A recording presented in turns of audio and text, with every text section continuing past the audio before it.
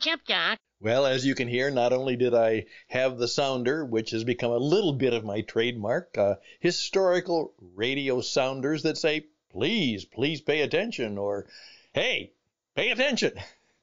And then one of my favorite little sayings, in which as a business consultant, business performance coach, I oftentimes said that the guy who asked the best question was Bugs Bunny. That's right, the cartoon character who simply said, "What's up, Doc?" And so many times when I'm trying to work with a client or a customer to try and make their business better, I just simply have to start with, from your point of view, right now, at this moment in your life and business, what's up? And then I want them to tell me, based on that instruction, just what's up? What's going on now? Because we always start with the now. Not the past, not the present, the now. And there we go. And that's what I heard from someone. Stan, I don't read books anymore, and I don't listen to the radio anymore. I do something else. Well, perhaps you know what he's doing, or what he is pretending to be doing, but I thought we'd talk about that because that could be relevant to the life and business that we're going to lead starting right now in the second half of 2023. I'm Stan Houston. The program is Interesting Ideas, sometimes inspiring, sometimes instructing, sometimes just simply insipid, but you wonder, what in the world is that all about? Stan Houston, Interesting Ideas. The program begins right now.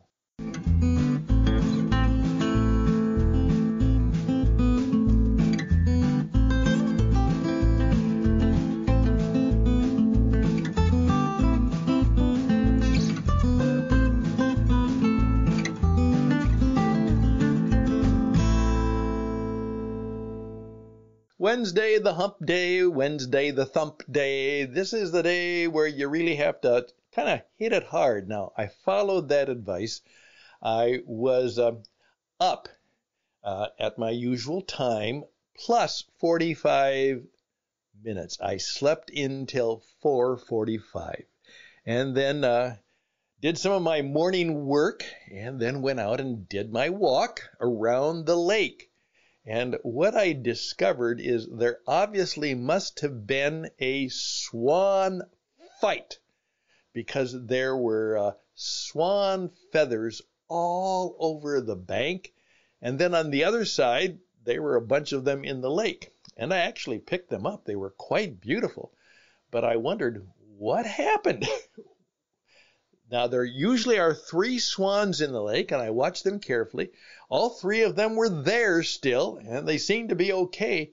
But I wondered what happened that scattered all of these feathers. Now, one of the things we have learned as bird watchers, Karen and I have learned that it turns out that in birdland, and many of you know this, that fighting and mating kind of come together, and that's kind of maybe a lesson for life sometimes that we all experience. But I was very fascinated by that, and I collected them, and we made a nice display of them. But they'll remind us of the birds, and it's pretty that even in the fighting, something happened that was nice, and so we can take something beautiful out of something that probably wasn't so. And it reminded me of our next program on Friday, because we're going to talk about your swan song on Friday. That's right, your swan song on Friday. I think you'll find it interesting, and I will ask some of you to talk about that. Maybe join me on the program. Hey, here we go. The gentleman and I were talking because I was talking about the podcast phenomenon. A number of people are inquiring about, okay, I want to do a podcast. And of course, one of the reasons is that not only am I there trying to demonstrate it and pitch it, but now more and more people are listening to podcasts. The rate of podcast listenership is growing, not by leaps and bounds, not that proverbial, but it is growing. And what is happening is with technology and with the AI, and we'll talk more about that. We will also tell you in an upcoming program why one of the best ways to deal with AI is to have an intense IA. Again, a bit of a teaser for a program that's to come. But of course, the conversation was, he said, Stan, I really haven't found myself listening to the radio anymore. He said, I listen to podcasts because I can listen to them whenever I want, and they're usually just on the subjects that I want. And so I can listen to them in the car or anywhere because, it's either on my car, it's on my phone, it's on my computer, and I can listen to it anytime I want. So for the most part, I don't listen to the radio anymore. And in fact, when it comes to the television, I've kind of backed off on that because I can still get many of the excerpts that I might want on demand on YouTube and on the internet. So I oftentimes don't even listen to the television anymore. And then, of course, when it comes to the music, why should I? Okay, yeah, I can see there's a lot of music that I might like, but I can listen to every kind of music that I want when I want it on Spotify or Pandora or Google Music. I can listen to the music anywhere I want, and I can choose it, not have to particularly listen to whatever the disc jockey or the robot who's running the radio station, which is true, has decided that this would be a good song to play. And at the same time, I don't necessarily have to listen to all of the promos and commercials because we can cut that out, or they are cut out. And then I said, what about the books? And he said, well, and that was because, I love books. I've written books. I like books. I read books. And he said, well, that's not quite true. But I don't read books like I used to. And I said, well, okay, tell me more. And he said, first of all, as I one time heard you, Stan Houston, say, he said, you described a book that had 30 pages of good ideas, but it was crammed into 300. And I have said that. I have described books that way. That, and he says, well, now you can, most books, there are short form and there are summaries and there are blinks.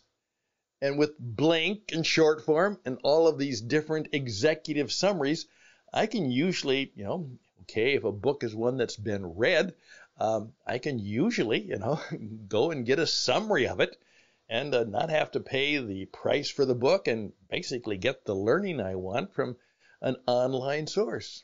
And I said, yeah, you're absolutely right. That's what you can do because that's a lot of what I do. And he said, if I do particularly want a book, and oftentimes if I want a book, it's because then I might want to do some highlighting in it or something like that. Maybe I want to have that. And he said, so what I do then is, he said, and I listen to you too. I usually go on Amazon and buy the cheapest used book there. Someone, and it could be very cheap now compared to, it's $29.95 and the used one is $4. And I love your idea that, in sometimes you can actually see what the person who had the book before, what they thought was important as they've underlined and highlighted. I said, yeah. I said, so if I buy a book, it usually is a used book that I've gotten at maybe 20% of the new price, maybe even, sometimes they're just down to $1 plus postage. I said, you're right. Then he said, and there are now audiobooks. And I said, of course. He said, well, I kind of enjoy that. And you're right. It is a different experience to actually hear the book. And at the same time, you can actually do something else. You can't read the book while you're driving, but you can certainly listen to it while you're on road trips. And so I can download a audiobook and listen to it on my phone. I can listen to it on my computer. I can listen onto my pad. I can listen to it in my car. So, I really have to confess that if the radio business and the book business depended on people, if everybody was like me, they'd probably all be out of business by now. And that's how he described his experience. And he said, same thing. I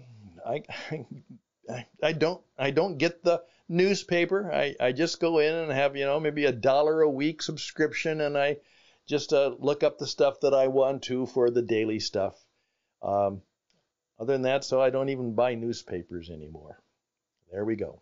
That's the world we live in. That's what's up, Doc. Now, what's this all about? Well, first of all, am I describing you? If you are that person, and many of you are, let me just ask you to do a couple things. First of all, be grateful that you have all of those advantages. That's true. Be grateful for that. Secondly, also remember that perhaps we need to try and make sure that those people who do live a life of creating things that we value, that we have to make sure that they are compensated, that they are receiving some kind of contribution for the work they have done. And so think about that. I don't pirate. I don't steal. I don't do those things. But, at the same time, I am using a lot of people's stuff. And as I now know myself, people can log in, and with their artificial intelligence, some of the things and some of the good ideas that other people have, guess what happens? It will come back to you, not necessarily with attribution, but it will be something that the AI robot took from lots of other people and put it in a nice summary and gave it to you. And there may not be any footnoting or annotation. And as far as you know, obviously, you can use it in your class, maybe even in your book, your article, or the presentation you're giving. You got it on the AI. And there it goes. Well organized, well written, and thoughtful. There you go. Someone has said this could be a lawyer's dream and a lawyer's nightmare, because in effect, the idea of something being trademarked or copyrighted, that's going to be increasingly difficult in a world of artificial intelligence and robots taking and exchanging information with people from other sources all around the world. Here's the deal. In today's world, you're going to have to learn how to be rather unique and rather original. See if you can figure out. Have some good times this summer. I'm getting now my summer reading list from all these people. I don't pay any attention to that. No, I don't do summer reading lists. But I know that people do that. And I do know that my wife and I are sitting down today, and we've got June, July, August calendars in front of us. And we've got children to see and opportunities and things like that. And we're going to go through our summer plans. We've had them in mind somewhat, but now we have to firm it up, and make the plans and get the plane reservations and make sure that the cabin's available and all of that. Take some time this summer, Here we are, June 1 coming up. Summer is here. All right. With what I've just said, and with the changing world, and with the corruption that is rife in much of our institutions, and it truly is, and it could be coming to a head this summer. Some of the stuff that has been involved in the world of politics and finance and corporate corruption is going to come perhaps to the blowing up part this summer, and that may or may not dominate the news.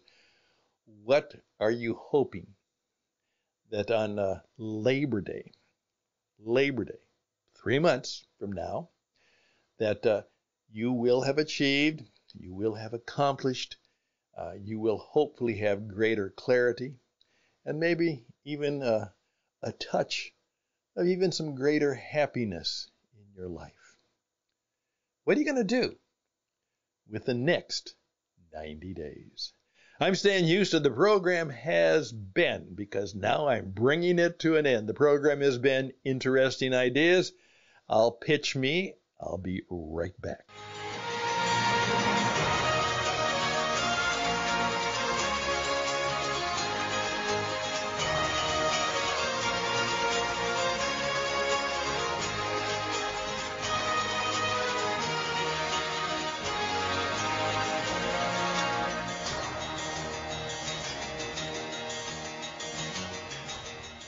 Thank you for your time.